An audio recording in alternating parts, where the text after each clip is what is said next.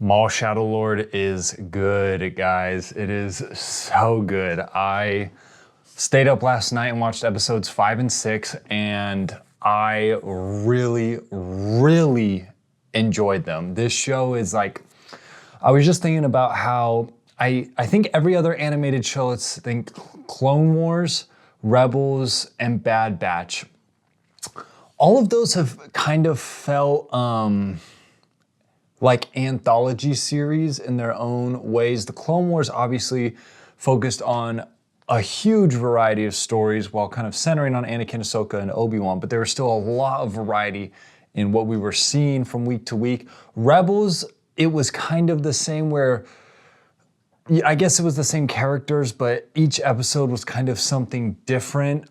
Bad Batch, it had its main arc with, the evil scientist. I get so terrible at remembering names when I do this. Anyway, but all of these shows have not been as serialized as Maul Shadow Lord, where each episode just simply flows into the next. I guarantee by the time the show is done, you'll be able to watch it from start to finish, and it'll be a single story throughout that entire season.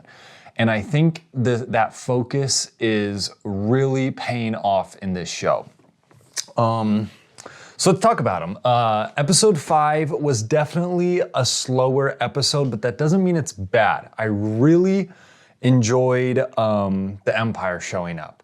I think it felt a lot more serious in tone. Janix felt very claustrophobic. They did a great job of every corner had Imperial troopers, the TK troopers. Every time we saw the sky, there were gunships flying around.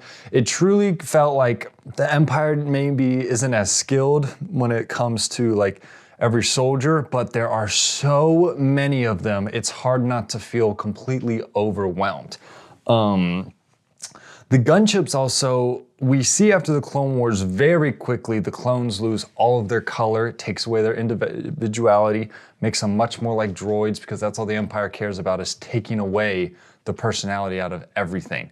But the gunships, in some shots, they looked pure white, which I thought was interesting. And I guess the Star Destroyers have a very white look to them sometimes. But in the Bad Batch, I thought I remember the gunships always being gray, like a very muted gray, but in some of these Janix shots, they were almost chalk white, which I think it's just showing more and more the desaturation. There's no love or happiness in the Empire, and we're seeing that even further in the ships.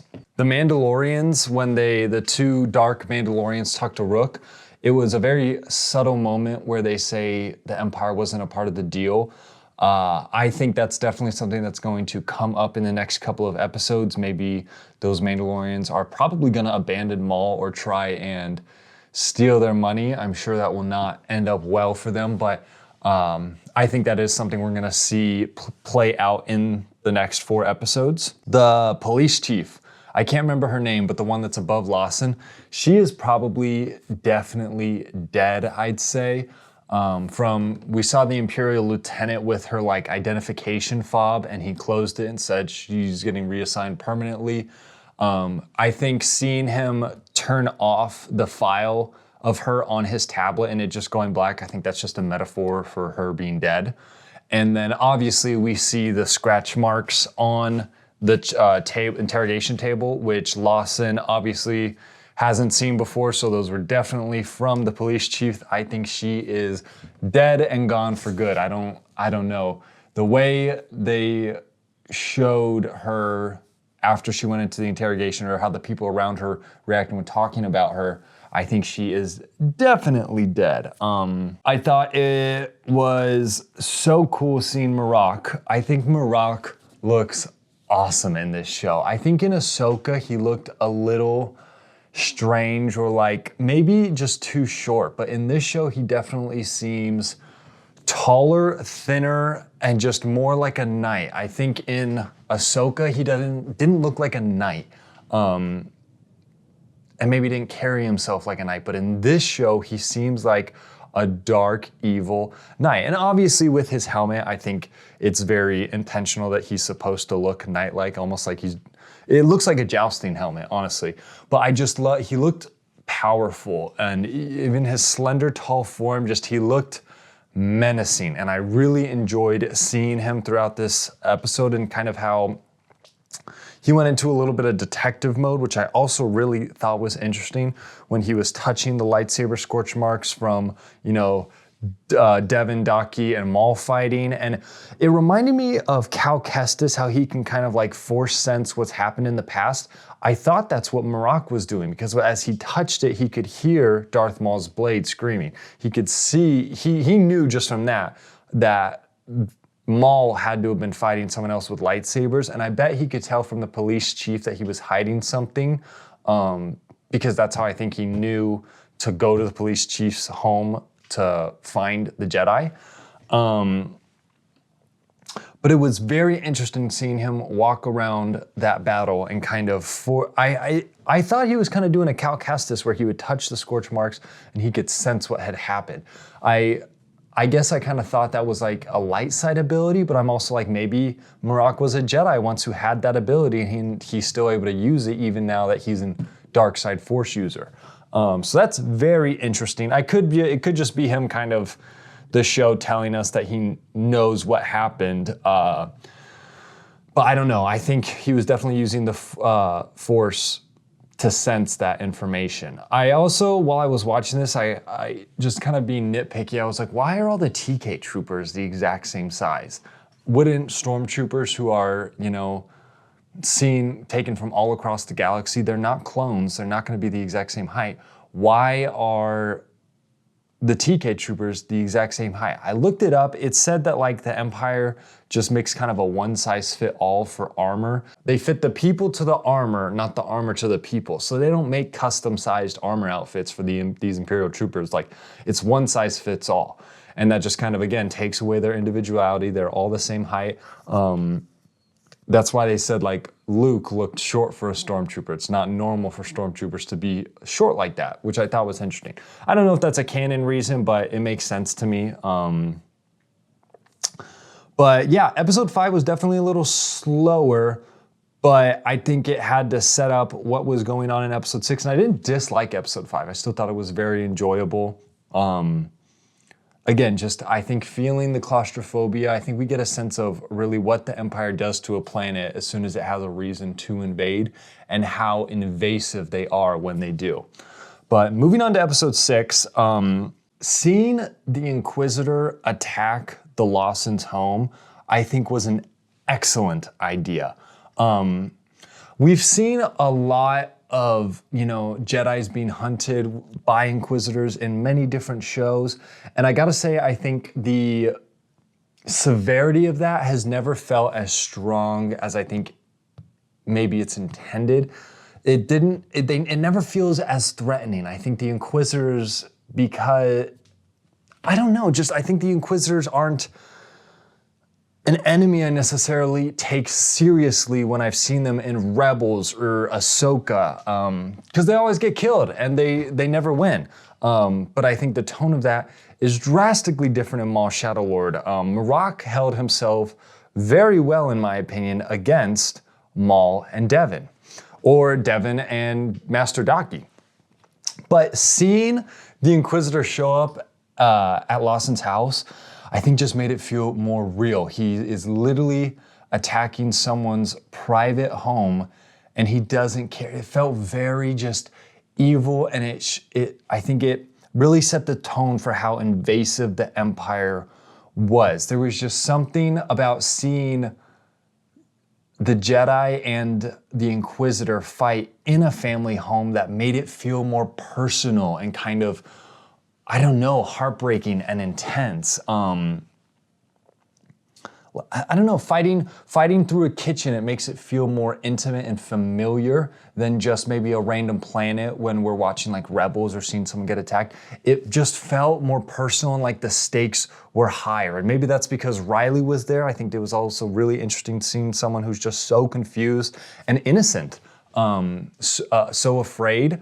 And I don't know, I don't think I was expecting the Inquisitor to show up there. So that moment really hit for me. And I think that might be one of my favorite parts of the episode is the Inquisitor, Marok, just looking so imposing in that hallway and just not wasting any time and immediately going in for the kill.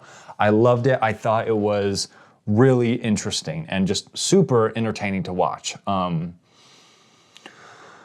What else did I put? I think it's also very symbolic when we realize that the Inquisitor attacking, the Empire attacking Riley and Lawson's home, they can never go back there. That their old lives are gone now. Riley will never be able to go back to his old life. He's probably going to be labeled a traitor just like his father by association. I also thought it was really interesting when the fire starts and we see it destroy the photo of Riley Lawson and his wife, or ex-wife. I'm not sure what their relationship status technically is, but either way, seeing the fire kind of put out that photo, I felt it was very symbolic that Riley and Lawson might never be able to see their mom again because she works for the Empire. I think she's either going to get thrown in jail or she'll have to never see them again because they're traitors and fugitives. So I think it shows that family has, like, if it hadn't already fallen apart, I think it definitely has now, and it's because of the Empire. And that just adds to the tragedy of it. Because again, yeah, she could be killed, or at the very least, they're going to be separated, I'd say permanently, unless the mom defects from the Empire. But again, that has its own, list of risks and dangers. So I loved everything with the Lawsons' apartment. I thought it was done very well. I don't know why, if I didn't expect it, but Lawson just not really hesitating to fight against the Empire. I know he's been against it the whole time, but I think the Empire felt inevitable, and I think Lawson also knew that when he was fighting for the Empire not to come. But I think he knew deep down that even if Maul hadn't shown up, the Empire was still coming. But there was no, if I start resisting now, like, he knows that the Empire doesn't give a fuck about him. He just knows. And so he doesn't hesitate to pull out his blaster and start killing TK troopers. I did think it was interesting, man, the poor people of Janix, and like 3 gunships just like crashed into random buildings. Like, there's probably a lot of people dying from, this conflict going on Janix. Like, and the Empire doesn't give a fuck, but I also thought it was interesting. I don't know, I'm sure there have been plenty of times where Jedi have done things that kind of, as a result, innocents died, obviously, but I just noticed it more like when a gunship crashes completely into a road or just a random building. Like, there's gotta be people inside those buildings that are getting killed.